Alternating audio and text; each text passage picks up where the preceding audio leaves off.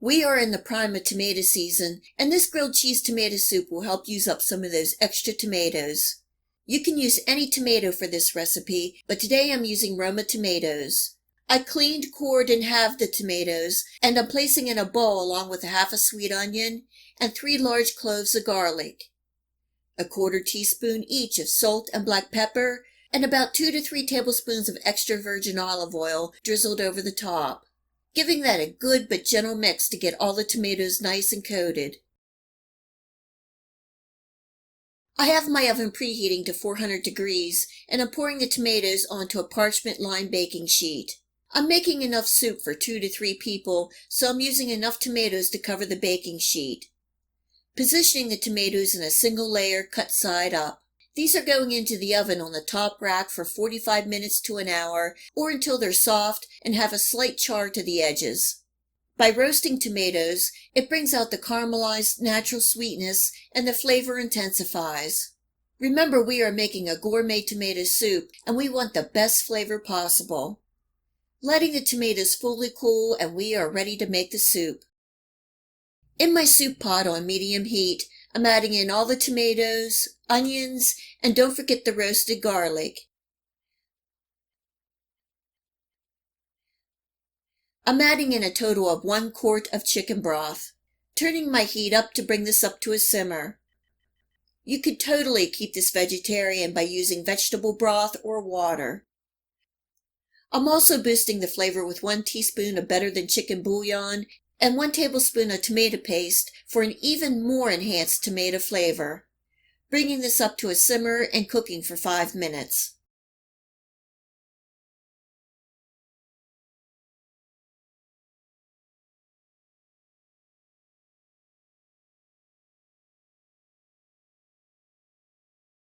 Now we want to make this a smooth tomato soup, and I'm using my hand blender. I also want to add some fresh herbs while blending. For this amount of soup, I have about 6 fresh basil leaves and 1 sprig of oregano from my garden, and I will add more to the soup later, giving that a good blending until smooth. You can certainly add dried herbs, but fresh is better.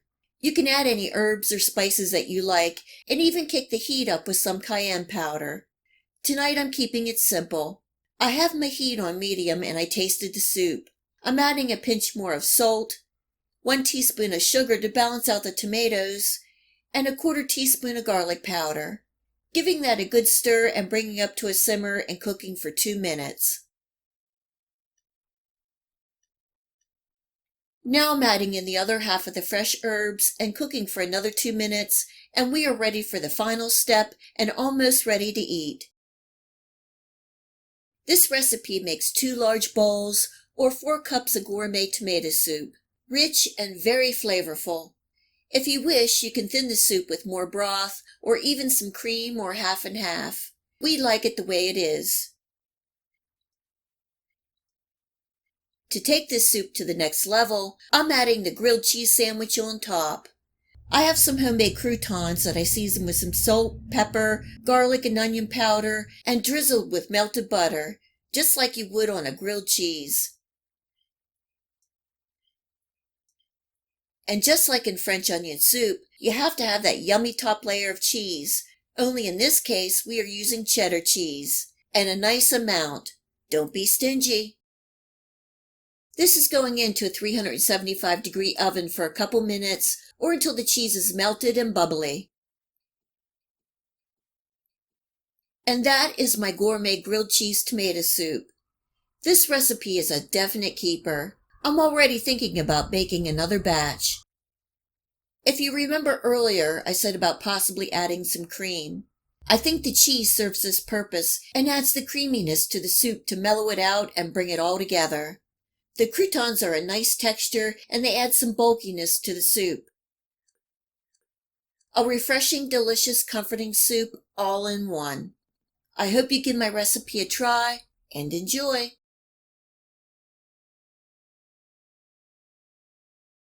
When I think of a rich, elegant soup, one of the soups that come to mind is French onion soup.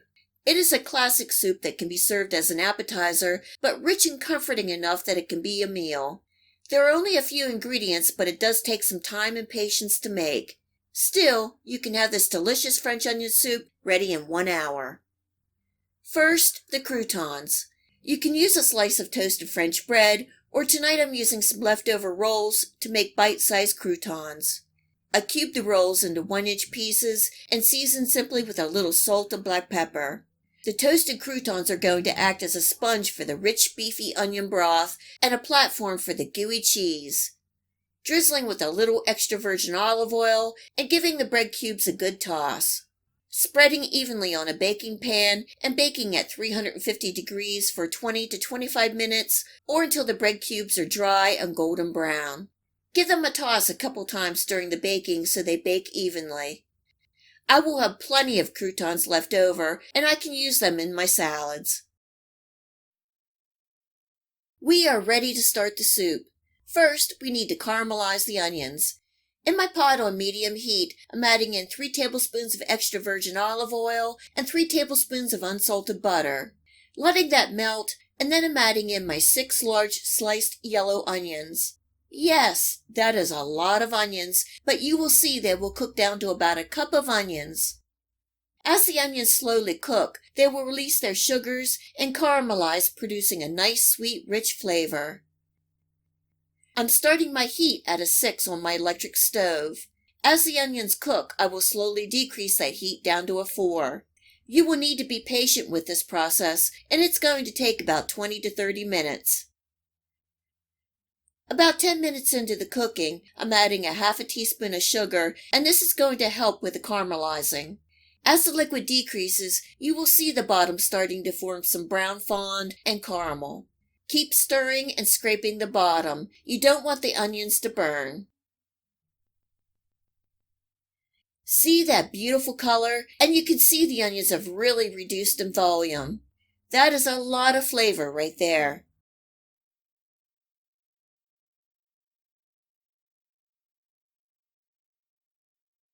Adding in 2 cloves of minced garlic, stirring and cooking for another minute.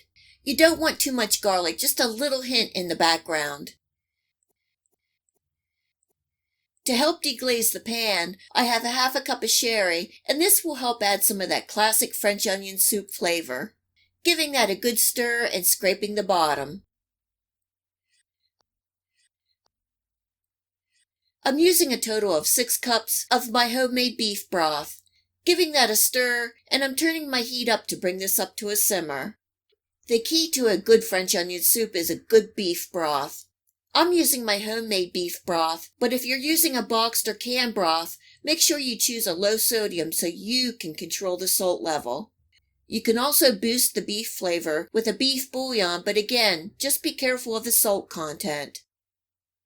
I'm adding in a pinch of salt, about 1/8 of a teaspoon of black pepper, and a bay leaf. Stirring, bringing this up to a simmer, and cooking for 15 to 20 minutes.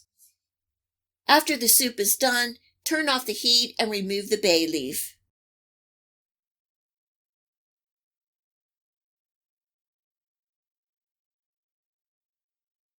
This recipe will make 3 to 4 nice meal-sized bowls of French onion soup. Filling each bowl 3/4 of the way with that rich beefy onion soup.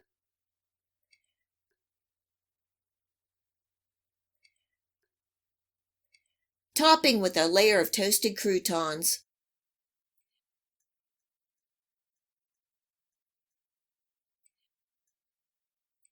Giving a good sprinkling of that grated Gruyere cheese on top. I'm popping these under the broiler for a minute or 2, or until the cheese melts and is nice and bubbly. You can also get a nice browning on the top if you wish. A good Gruyere cheese is not cheap, but well worth it. This 8-ounce block was $10. Gruyere cheese is a type of Swiss cheese with a salty, nutty flavor, and it melts beautifully. The soup is done and it smells so good. Garnishing with a little parsley. This classic French onion soup is so delicious and comforting. Every bite is so good. With a side salad, this is a meal. What more can I say? You need to make this French onion soup recipe to enjoy the experience. Enjoy!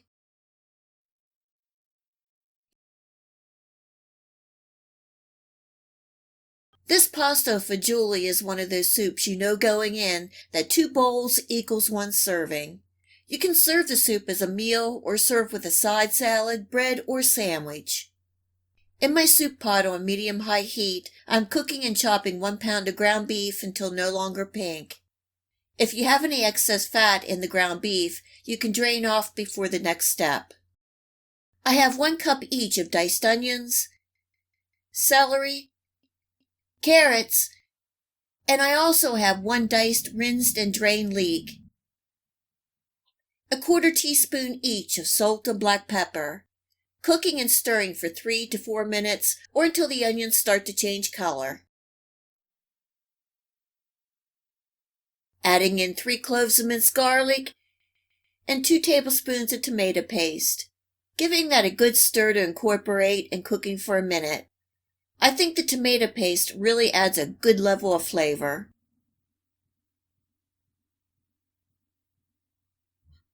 This is 1 14-ounce can of diced tomatoes with the juice. And this is 4 cups of chicken broth, and you can also use beef broth. I like the flavor combo of the ground beef and chicken broth. Turning my heat up to bring this up to a simmer.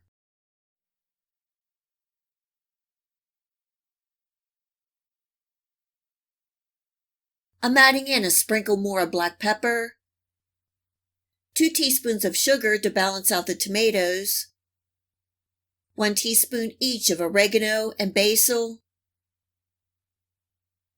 3/4 teaspoons of thyme, and 1 teaspoon of parsley. Giving that a good stir, bringing up to a simmer, covering and cooking for 10 minutes.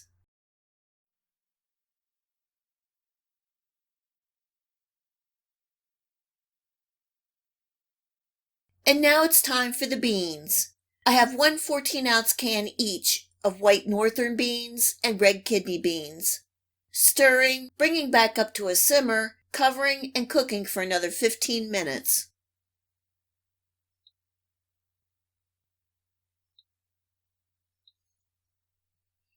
I have 1 cup of dried ditalini pasta. Sometimes if I know we will have a good bit of leftovers, I will cook the pasta separately and then add to the soup as served. But tonight I'm just adding everything to the pot. It will take the pasta about 10 minutes to cook and the soup will be ready. Also, as the pasta cooks, it will absorb some of the broth. You can add more broth as needed to get the consistency that you like. The pasta fagioli is done and I turned off my heat. Right before serving, I'm adding in 1 teaspoon more of parsley for a pop of freshness and a 1/4 cup of grated Parmesan cheese, or tonight I'm using Romano cheese. Believe me, the cheese adds a nice level of richness to this soup.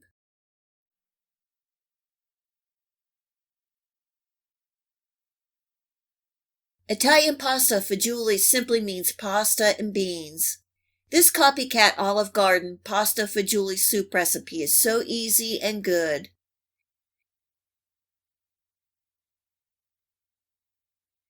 Being so hearty, I served with some toasted garlic bread and called it a meal. Garnished with a little more grated Romano cheese and parsley. I hope you give this copycat Olive Garden recipe a try and enjoy. If you like this video recipe, please hit the like and subscribe button. Remember to hit the bell next to the subscribe to make sure that you get my future video recipes. You can also find me on Facebook and at my website. Feel free to share this recipe and my channel with your friends and family. And until next time, much love!